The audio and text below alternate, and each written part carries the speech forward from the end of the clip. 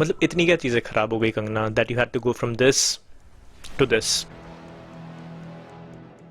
ऐसा नहीं है ना कि तुम्हें एक्टिंग नहीं आती थी बिल्कुल भी, and you had absolutely no choice but to make these controversial statements to get the spotlight back on you. You were and probably are one of the finest actresses of our era. क्या need पड़ गई ये सब करने की? मतलब you became the anti heroine of Bollywood who stood up against the evil mustache twirling flag bearer of nepotism, as you called him, Karan Johar, on his show. You called him out for it. Intolerant is the Yeah, word. flag bearer of nepotism, the movie mafia. And तुमने अपना nationalism का काफी अच्छा display किया वहां पे, blonde colour करके अपने बालों को एंड एक फेक इंग्लिश एक्सेंट में बात करके.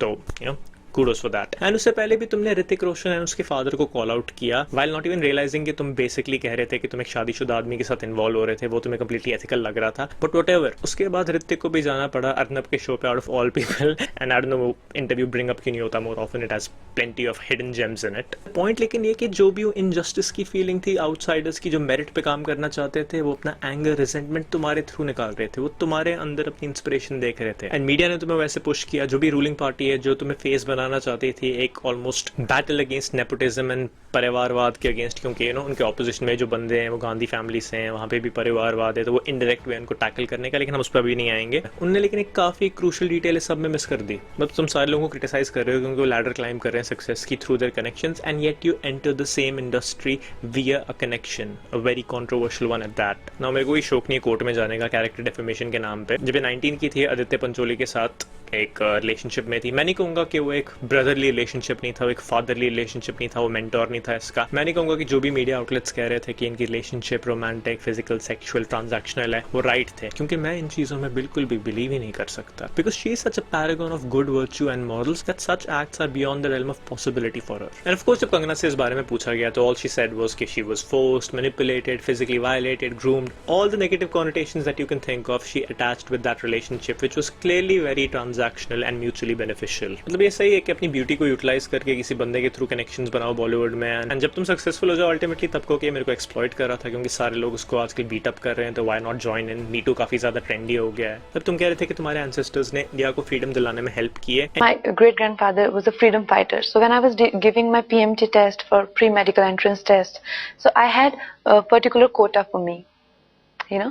So because I come from this particular family. And yet जब रूलिंग पार्टी चेंज हो गई, मोमेंटम पूरी इंडिया का शिफ्ट हो गया एक आइडियोलॉजी की तरफ, तब तुमने रियलाइज किया यार नहीं, जो मेरे एंसेस्टर्स ने किया तो कम्प्लीटली यूजलेस था. इनफैक्ट हमें 2014 में एक्चुअली आजादी मिली है. एक आजादी अगर भीख में मिले तो क्या वो आजादी हो सकती है? आप खुद बताइए.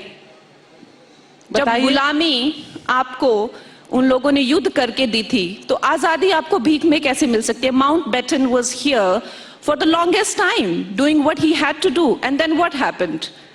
पाकिस्तान बना, इस्लामिक रिपब्लिक बना, लेकिन Hindustan secular. What is secular?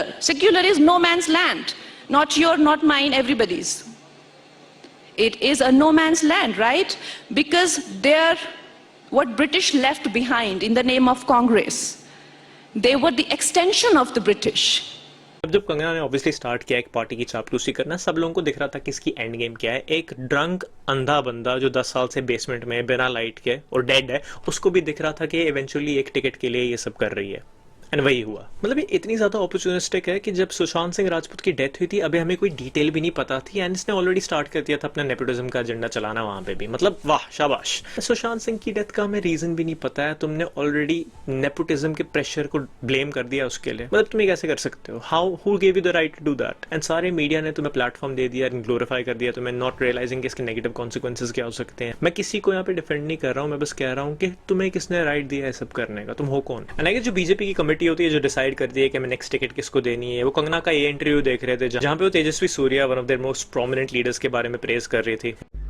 इनको खुद नहीं पता ये कहां आ रहे हैं और कहां जा रहे हैं. इस तरह की एक बिगड़े हुए शहजादों की एक पार्टी है.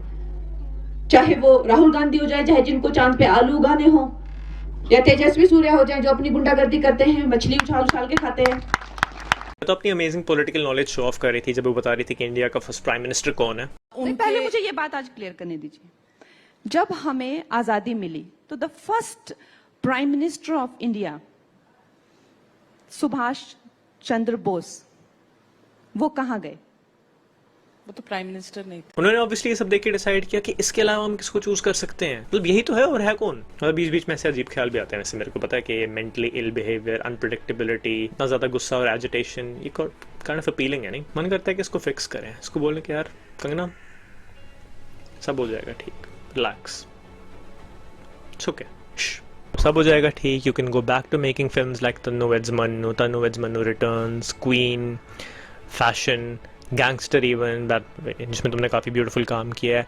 कोई नीड नहीं ऐसी जिंगोइस्टिक फिल्म्स को प्रमोट करके अपने करियर पे ही कुलाड़ी मार के फिर लोगों को एलियनेट करके ऐसी भड़काऊ दल बदलू चीज़ें करते वक्त। इतना क्यूट वर्ड है वैसे, नहीं है दल बदलू, फिर से बोलना दल बदलू ऐसी दल बदलू चीज़ें करते वक्त कॉन्स्टेंटली जहाँ पे भी अपॉर्चुनिटी दिख रही है वहाँ पे उस पर बैंड वैगन पे चढ़ना अपने फेम के लिए, कोई नीड नहीं है तुम्हें करने की। लेकिन अब तुम्हें लोकसभा की सीट मिल ही गई है जो कि तुम प्रोबेबली जीत जाओगे, तो good luck to you, I guess. I still hope that you make a career comeback because I really admired your work as an actress. But जो भी तुमने सारी चीज़ें की है, it's been really entertaining to watch as a spectator, but it's not a good look. And I think you should be above it. You should be far more than the Rocky sound of Bollywood talent because I think you are that talented. इसलिए जब ऐसी चीज़ें कहती है ना कि यार ये जो मेरी फिल्म फ्लॉप हो गई, इसको जो लोग देखने नहीं गए वो देशद्रोही हैं, योगी जी को देख के आंखों में आंसू आ गए, मेरे को अनोइंग नहीं लगता। मे बी क्योंकि मैं उसका फोकल पॉइंट नहीं हूँ जैसे ऋतिक था, तो I think from a distance थोड़ा वैसा लगता है, लेकिन मेरे को फिर भी क्यूट लगता है काफ़ी for some reason, you know what I mean.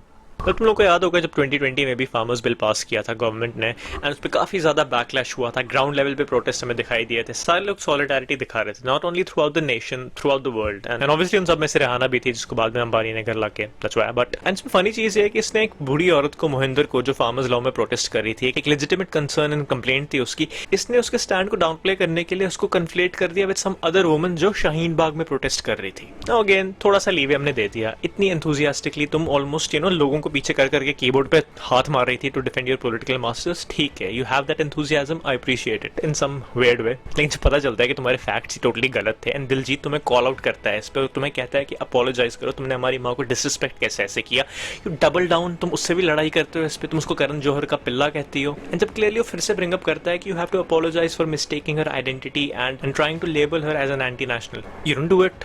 इतनी ज्यादा अकड़ है तुम्हें कि तुम एक बेसिक चीज के लिए अपोलोजाइज भी नहीं करोगे, एंड इसकी बीफ यहीं पे खत्म नहीं होती है। मतलब ये इतनी ज्यादा डेडिकेटेड है कि इसने अपनी एक फेलो एक्ट्रेस उर्मिला, जो काफी ज्यादा ब्यूटीफुल एंड टैलेंटेड थी, उसको एक सॉफ्ट कोर पॉर्न एक्ट्रेस कहा, क्योंकि उसने गलती कर दी थी सबसे बड़ी दुनिया की कि वो कांग्रेस के साथ एक टाइम पे अलाइन थी। तो अब तुम सोच रहे हो यार इसके बियॉन्ड भी ये जा सकती है, कुछ इससे ज्यादा स्टूपिड इसने कुछ कहा है। इसने मुंबई को पीओके के साथ कंपेयर किया, क्योंकि आप शिवसेना थी एंड उनने बीजेपी को धोखा दिया था, तो पीओके। तो यार Kangana, if you watch this, तुम क्यूट हो थोड़े, तो चैनल पे आ जाओ, इंटरव्यू करते हैं अच्छे से।